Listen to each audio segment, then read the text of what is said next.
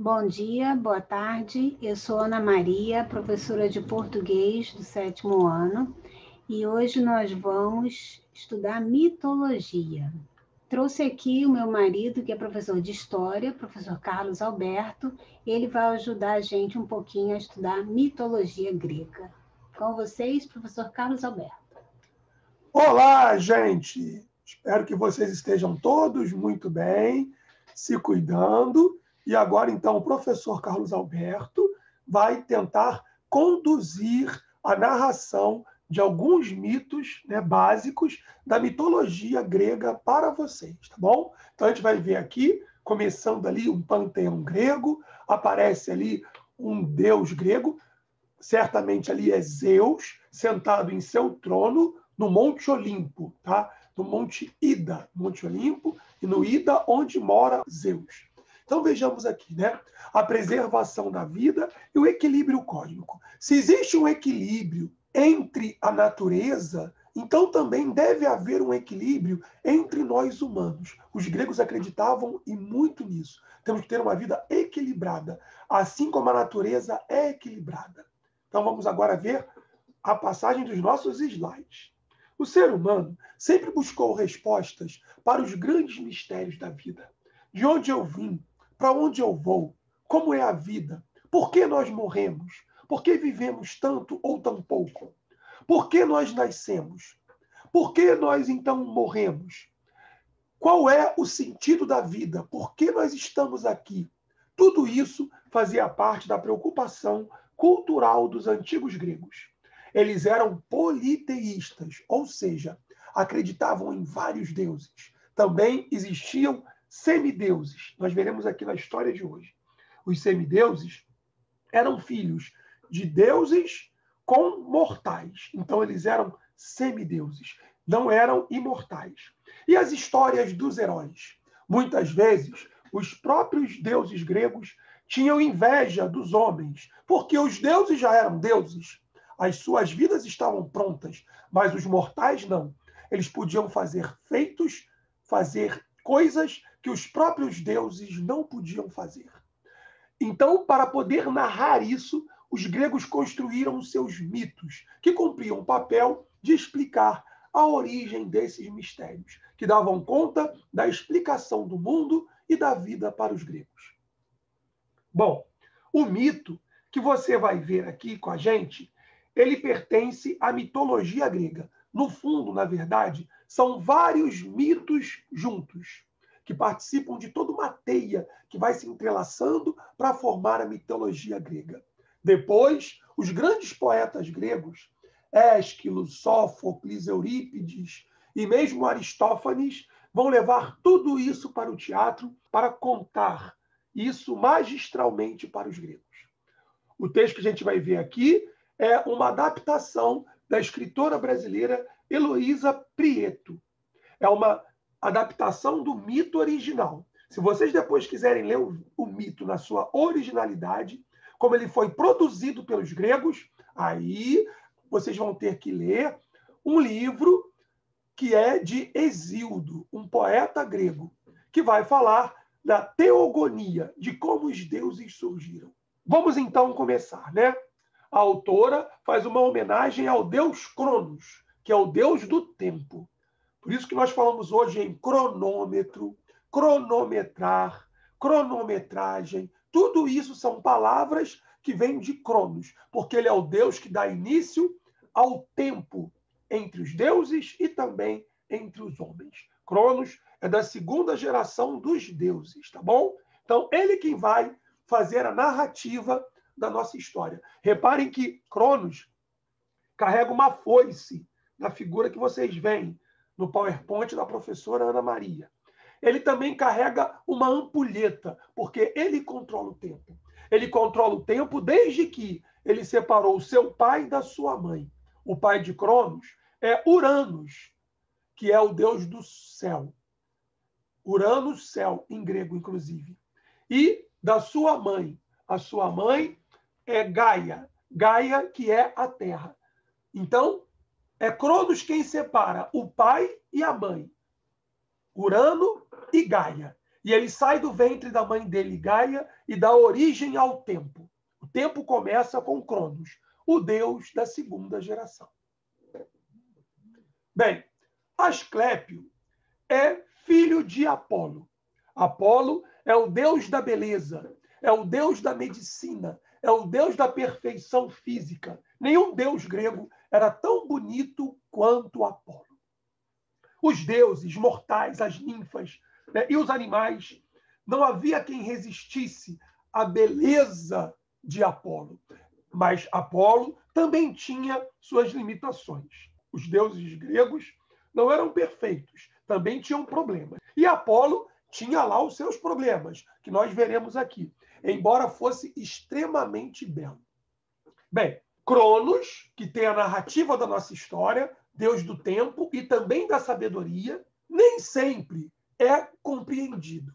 Então, ele vai também tentar organizar o encadeamento dessa ordem cósmica e dessa ordem humana, tentando controlar os destinos dos seres humanos também. Ele transformava a vida dos homens em longos dias, ou ao longo dos dias. Nem sempre se vivia muito tempo, né? Havia 3 deusas que controlavam a vida do homem. Uma desenrolava o fio da vida do homem. A outra esticava. E uma terceira cortava a nossa vida. Ou seja, determinava a nossa morte. Todo imortal sabia que cada acontecimento vai ganhando aos poucos um sentido, como se fosse compondo uma espécie de um mosaico lógico e mágico, organizando a vida dos deuses e a vida dos homens. No Olimpo vivia o deus Zeus, que é o deus da terceira geração dos deuses. Ele é filho de Cronos, irmão de Poseidon e também irmão do deus Hades. Quando se tem os dias contados pelo tempo, porque em algum momento a sua linha da vida vai ser cortada e você vai morrer, todos nós estamos fadados à morte, nem sempre se cultiva a paciência de observar os ensinamentos ocultos a cada desafio para os homens. Por isso, ao contrário da minha terrível fama de Cronos, confesso não ser um deus implacável. Os deuses gregos tinham qualidades e defeitos. E foram os gregos, que vocês verão mais à frente, que inventaram a filosofia, porque foram eles o primeiro povo da história da humanidade que questionou os seus próprios deuses. Reia, que aparece também aí para vocês, é uma outra deusa grega. Ela é a esposa de Cronos, é a esposa do deus do tempo. Como Apolo, Cronos foi vítima de um amor impossível. Casado com Reia, sua esposa, deusa da fertilidade que faz a terra também produzir, ele se apaixonou perdidamente por uma maravilhosa ninfa, que é semideusa, de nome Filira, filha de Oceano, dos mares. Quem não se encantaria com a suavidade e a elegância dessas criaturas marinhas tão bonitas? Vocês devem saber que, inclusive, as próprias sereias eram aves e não peixes, aves do mar, do antigo grego, da antiga mitologia grega. E Filira é uma dessas ninfas lindíssimas do mar. Como Apolo, também Cronos tentou ignorar a proibição de um amor entre humanos e os deuses. Mas ele não consegue controlar as suas vontades. Reparem que os deuses gregos também falham. Ele transformou Filira em uma linda égua. Isso era um artifício comum entre os deuses. E aí assumiu a forma de um cavalo, para poder namorar com ela. Juntos, eles cavalgaram, Filira e Cronos, ao longo das praias e das colunas, desfrutando da liberdade que os cavalos, animais tão poderosos e tão amados pelos gregos, tinham para viver emoções muito fortes. Logo, logo, eles tiveram um filho, de nome Quiron. Ele nasceu centauro, ou seja, ele era metade homem, metade cavalo. ele tinha o corpo de um cavalo, ele tinha o tronco de um homem e a cabeça e os braços de homem. Ou seja, ele é um Deus de natureza híbrida, um tanto homem, um tanto cavalo. Para proteger o seu filho da ira de Reia, a mulher traída, Filira, escondeu a criança numa gruta no Monte Peleion, na Tessália. A Tessália fica bem no norte da Grécia, portanto, é Grécia também. Bom, a natureza de Quiron, esse homem e também cavalo, era excepcionalmente generosa, sábio, muitíssimo inteligente. Desde a mais tenra idade, ele amava a ciência, a música, a filosofia e principalmente a medicina. Os gregos eram profundos conhecedores da medicina e muito aprenderam, inclusive, com a medicina dos antigos egípcios, utilizando-a para ajudar os seres humanos. Era ainda um mestre maravilhoso e tinha como principal discípulo Asclépio, que também viera ao mundo com o dom da cura.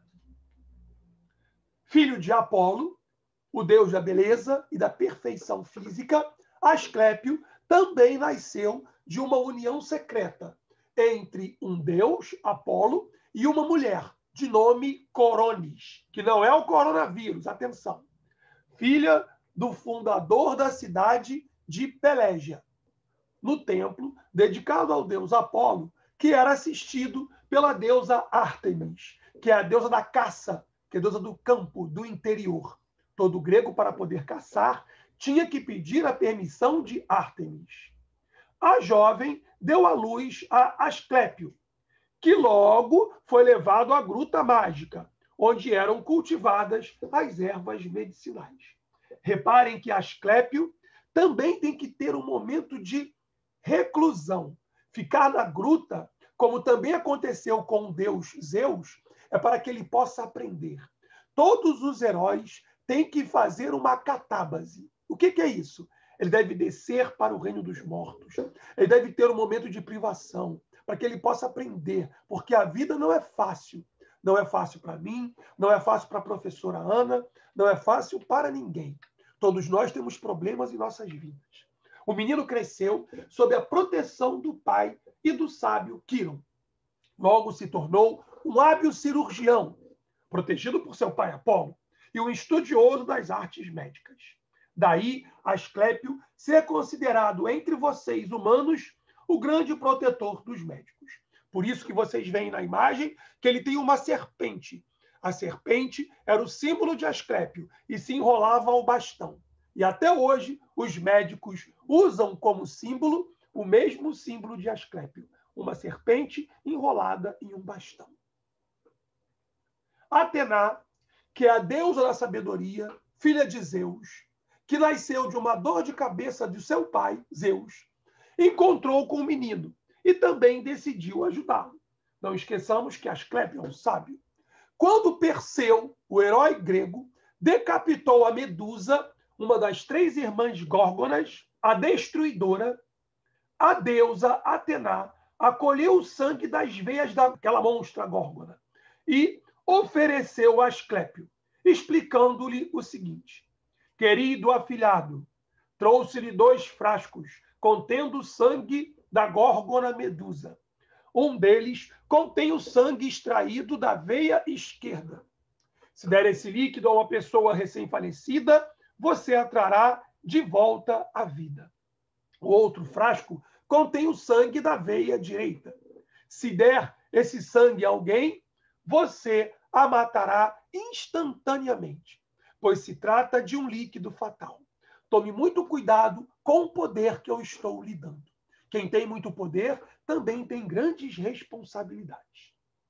Generoso, Asclépio jamais usou o líquido venenoso da veia direita. Usava sempre o da veia esquerda, ao passo que recorreu várias vezes a esse sangue para poder salvar vidas. É por isso também que até hoje todo mundo que estuda medicina e que se forma nesse curso de medicina tem que fazer o juramento de Hipócrates, que era um médico muito famoso, devoto de Asclépio na cultura grega. Mas isso nem sempre era necessário, porque bastava sua habilidade prática para curar os feridos. Foram tantos os doentes curados por Asclépio que ele logo se tornou profundamente amado pelos seres humanos. Essa nova devoção dos homens a um semideus, principalmente o fato de que o reino dos mortos já estava começando a ficar muito vazio, irritaram profundamente o senhor do reino dos mortos, o belíssimo deus Hades, que com sua roupa preta vai tentar se vingar de Asclépio. Este jovem Asclépio ousa confrontar-me, dizia Hades. Gritou numa noite, nas profundezas do reino dos mortos. Jurou que ele terá que pagar por esse mal, o mal de atrapalhar o meu equilíbrio, porque, na verdade, Asclépio estava tirando o equilíbrio dos mundos. Se as pessoas não morrem, como é que vai ficar o reino dos mortos? Como vai ficar Hades? Não é possível que os homens vivam o tempo inteiro. É necessário que morramos um dia. Hades sabia ser impiedoso. E seu juramento, infelizmente, teve consequências terríveis. Enquanto o deus da morte se queixava da força e da destreza, da habilidade de Asclépio a Zeus, Deus do universo, o Deus senhor da terceira geração dos deuses, em Creta, uma importante ilha grega, acontecia um acidente. Glauco, filho do rei Minos e de sua mãe Pasífae, os dois são mortais, brincava feliz quando avistou um camundongo, um pequeno rato. Fascinado pelo pequeno animal, começou a persegui-lo. O menino, Glauco, distraído, não viu um grande reservatório de mel. Os gregos não usavam açúcar para adoçar os seus alimentos, usavam mel. E acabou por cair no pote de mel, afogando-se. Minos procurou pelo filho durante tempos e tempos, mas não conseguiu encontrá-lo. Ninguém conseguiu ver Glauco sair correndo atrás do camundongo.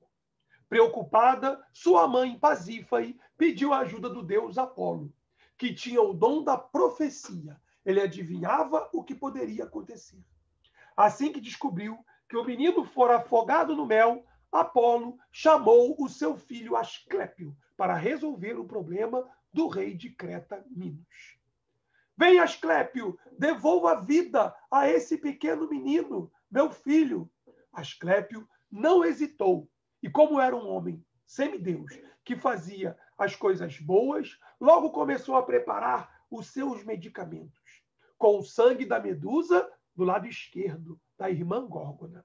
Mal sabia ele, a alma do pequeno Glauco já havia sido levada para o mundo do reino dos mortos. E lá, Glauco já havia experimentado a romã. Vocês têm uma tarefa dessa aula de hoje. Procurem uma romã, porque a romã era o fruto do reino dos mortos. Quem come a romã está comprometido com o reino de Hades. E Glauco havia comido a romã. Quando o menino bebeu o líquido e voltou à vida, aquele grande festival de comida, aquele grande banquete que fora realizado no inferno, no reino dos mortos, para homenagear a chegada de Glauco ao seu reino, foi interrompido. Isso não seria perdoado pelo deus Hades. Então, ele se dirigiu a Zeus, dizendo: caro Zeus, Asclépio está desafiando a ordem cósmica, a ordem do universo.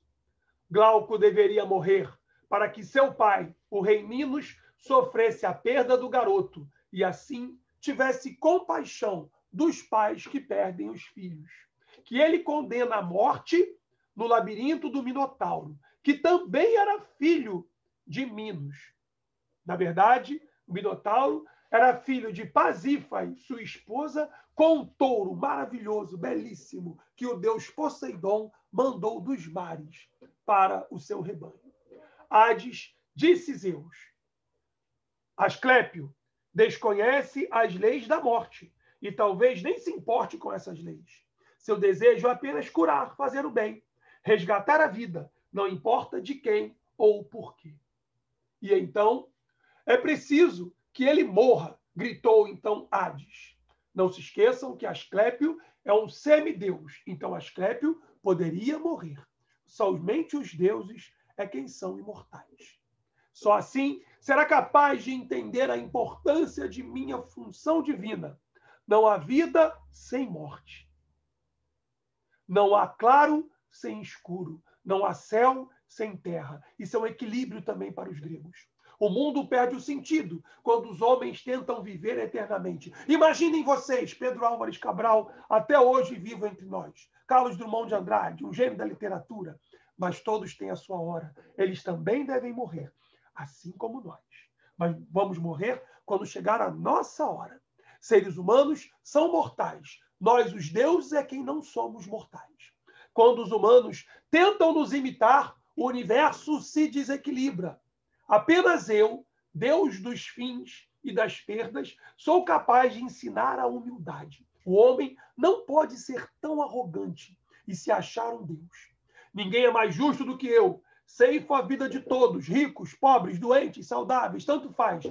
Todos terão a sua hora da morte, diz o Deus Hades. E assim instauro a igualdade entre as pessoas. E aí a gente tem nessa tela um pouco do panteão dos deuses gregos. Zeus, o senhor do Olimpo. Poseidon, o seu irmão e senhor dos mares. Atena, filha de Zeus, que é a deusa da sabedoria, protetora de Atenas, a cidade mais rica, mais próspera da Grécia Antiga. Ares, o deus da guerra. Ele que é o deus de qualquer guerra, porque ele é amigo também de Hades. Ele quer que as pessoas morram para que haja um equilíbrio. A Atena também é deusa da guerra, mas é da guerra justa. Ártemis é a deusa dos campos, da caça, da parte do interior. Nenhum homem poderia entrar no interior de uma floresta para caçar sem ter autorização de Ártemis. Hermes, que é o deus da passagem, é um deus que vive, que migra entre o mundo dos vivos e entre o mundo dos mortos. Por isso que nas suas pernas, e também a gente vê no seu capacete, que ele tem asas, é um deus alado. Hera é o exemplo da boa mulher dos gregos. Hera é a boa esposa, é a esposa de Zeus, muitas vezes traída por seu marido infiel. Deméter, ou Geméter, é a deusa da mãe terra. Se Deméter não come, se Deméter não produz, os homens também morrem. Reparem que ela tem na mão os grãos de trigo, porque ela é responsável pela alimentação também dos mortais. Hefesto, que é o deus ferreiro, que é o deus metalúrgico, que produz as armas dos maiores guerreiros gregos.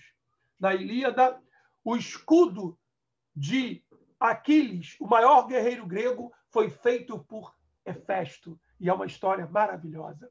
Apolo é o deus da beleza, é o deus do corpo esbelto, mas também tem suas limitações. As mulheres, por vezes, não gostavam dele, porque ele não era muito bom como namorado. Dionísio é o outro deus da bebida, da desmedida. Repare que ele tem no seu bastão e sobre sua cabeça as uvas. E não é possível ser um grego sem gostar das uvas. E Afrodite, deusa da beleza, deusa do amor, a mais bela de todas as deusas. Ela que acabou namorando Ares. Ares não era o seu marido era Hefestos. Ela traiu o marido, mas isso também era comum entre os gregos. Não que nós devamos aprovar isso, mas era comum entre os gregos. Os deuses gregos eram falhos, não eram deuses perfeitos. Zeus não soube como responder a esses argumentos. Na verdade, como testemunhara o renascimento de Glauco do alto do Olimpo, que não poderia ter acontecido, também começava a se preocupar com a falta de ordem no universo. Se Asclépio continuasse a curar e salvar tantas vidas, o mundo ficaria desequilibrado. É necessário que também nós morramos. Além disso, Asclépio amava os seres humanos e lhes ensinava todos os segredos. Alguns segredos não podem ser desvendados para os homens. Logo, eles se tornariam, então, imortais como os deuses. E isso, definitivamente, não era a vontade dos deuses. Aborrecido, porque, na verdade, também admirava o talento de Asclépio, Zeus se viu obrigado a intervir, concordando com seu irmão Hades, e decretou a morte do semideus da medicina. Asclépio foi impetuosamente fulminado por um raio. Contudo, para que seus feitos jamais fossem esquecidos, o que era a coisa mais importante para os gregos, a coisa mais importante não era viver eternamente. Sim, temos que morrer, mas nós temos que deixar um legado em nossas vidas. Olha como é que o mito educava e nos educa. Eu e vocês não podemos passar por esse mundo sem deixar um rastro, sem deixar um bom rastro, alguma coisa que marque nossas vidas, alguma coisa boa, não coisas ruins. Zeus o transformou numa maravilhosa constelação, a constelação do Serpentário, que você pode olhar e ver no céu, mas apenas no hemisfério norte, não no hemisfério sul. Nós vivemos e observamos à noite o hemisfério sul. Então, quando vocês, estudando, sendo bem-sucedidos, aproveitando suas oportunidades, puderem viajar para o hemisfério norte, observem a constelação Serpentária, que se dedica ao grande Deus, né? Claro, e aí agora ao semideus, que vai para os céus, que vai ser o nosso Asclépio. Voltemos então. Oferecendo sua luminosidade celeste como promessa de cura e esperança para os homens. Para homenageá-lo, os seres humanos transformaram o caduceu, o bastão no qual Asclépio trazia sempre uma serpente enrolada, no grande símbolo da medicina. Então, vai que, se vocês se tornarem médicos, vocês têm um compromisso com a vida, tal como tinha Asclépio. Nenhum grego contava os mitos por contar. O mito tem uma história, um sentido, que também vai dar sentido às nossas vidas. Se vocês forem bons profissionais, vocês vão deixar a sua marca na história. E para isso é que nós viemos ao mundo e é para isso que nós existimos. Um grande abraço a todos e todas. Paz e bem. Agora a gente tem umas questões de compreensão e interpretação de texto. Essas questões vão ficar aqui por uma semana, ou seja, semana que vem eu coloco o gabarito e eu espero que vocês respondam as questões e me enviem, tá bom? Questão 1, 2 e 3 e 4, tá bom? É só isso, por hoje é só. Espero que vocês se cuidem. Em breve nos veremos, estamos sendo vacinados e um abraço a todos.